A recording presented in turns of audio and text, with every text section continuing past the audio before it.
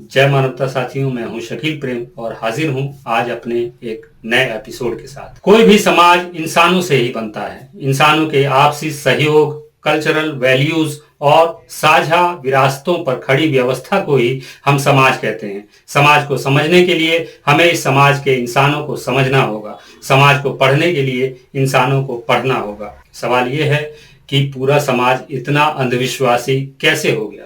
एक बच्चा स्वभाव से ही जिज्ञासु होता है। दुनिया को लेकर किसी बच्चे के पास ढेरों सवाल होते हैं, लेकिन इन सवालों का वैज्ञानिक जवाब उसे परिवार और परिवेश नहीं दे पाते। परिवार और परिवेश उस अबोध बच्चे को वही कुछ थमाते हैं जो परंपराओं पर आधारित होती हैं। हमारा सामाजिक माहौल पूरी तरह परंपरावादी होता है, जहां से हमें सड़े गले विचारों के अलावा नया कुछ नहीं मिलता। बचपन से ही हमारी जो कंडीशनिंग की गई होती है, उसी के आधार पर हमारी विचारधारा तैयार होती है। हम मुस्लिम के घर में जन्मे तो मुसलमान, क्रिश्चियन के यहाँ जन्मे तो क्रिश्चियन, या ब्राह्मण के यहाँ जन्मे तो ब्राह्मण। अपनी इसी रेडीमेड विचारधारा को लेकर हम खून बहाते हैं, किसी से नफरत करते हैं, या अपने जीवन का बेशकीमती समय उसी उधार की विचारधारा पर लुटा देते हैं जो हमारी कभी थी ही नहीं। परंपराओं पर आधारित परिवार और परिवेश मिलकर हमारी सहज जिज्ञासाओं की हत्या कर देते हैं। ईश्वरवाद की अलग अलग परिकल्पनाएं हमारी जिज्ञासाओं के ताबूत में आखिरी कील ठोक देती हैं, और हमारे एजुकेशन सिस्टम में भी इतनी ताकत नहीं कि वो दफन हो चुकी हमारी सहज जिज्ञासाओं को फिर से जिंदा कर सके। हमारा सामाजिक माहौल धार्मिक विचारों की मजबूत घेराबंदियों में कैद होता है, जहां परंपराएं हावी होती हैं। परंपराओं पर आधारित यही सामाजिक वातावरण हमारी नर्सरी होती है, जहां से हमारे दिमागों की कंडीशनिंग की जाती है, और हम वो बनते हैं जो हमारा सामाजिक परिवेश तय करता है।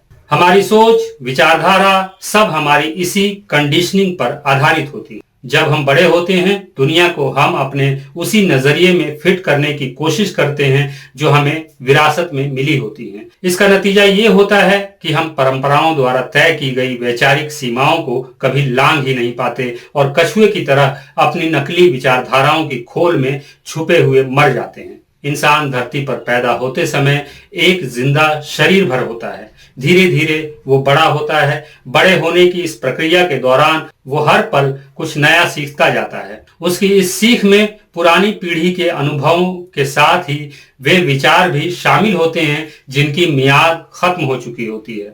इस तरह नई खोपड़ी पुराने विचारों का कूड़ेदान बनकर रह जाती है, और इस तरह की करप्ट खोपड़ियों से जो समाज बनता है, वो समाज हमेशा दीनहीन ही बना रहता है। गरीबी, कुपोषण, दंगा, फसाद, शोषण, अन्याय, अंधविश्वास और जहालत ही ऐसे समाज की तकदीर बन जाती है। तकदीर की ये विभीषिका कभी खत्म नहीं होती, क्योंकि ऐसा समाज अपना वैचारिक कूड़ा अगली पीढ़ी के दिमागों में उड़ेल देता है, और बदहाली का ये सिलसिला हमेशा चलता रहता है। सदियों पहले का समाज पुरानी पीढ़ी के अनुभवों से ही सीखता था।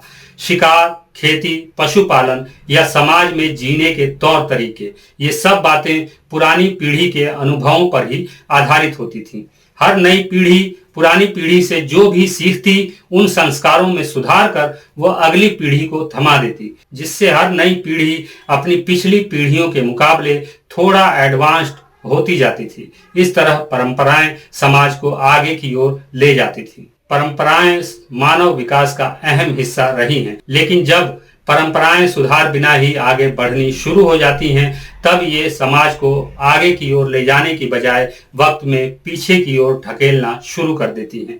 आज यही हो रहा है। इसी वजह से हम पूरी दुनिया में सबसे फिसड्डी साबित हो रहे हैं। धर्म का वैचारिक प्रदूषण बच्चे के दिमाग पर गहरा असर करता है, जिसकी वजह से स्कूली ज्ञान का एंटीडोट बेअसर हो जाता है।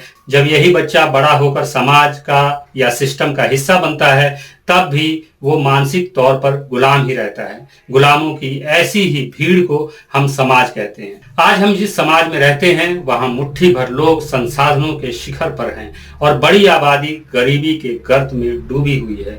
इसके कारणों को ढूंढेंगे, तब ही आपको मेरी ये बात समझ आएगी। आज के लिए बस इतना ही। मिलते हैं अगले वीडियो में। तब तक के लिए अनुमति दीजिए। इंसानियत जिंदाबाद। आपको हमारा यह वीडियो कैसा लगा कमेंट बॉक्स में जरूर बताएं और हमारे इस चैनल को सब्सक्राइब जरूर करें।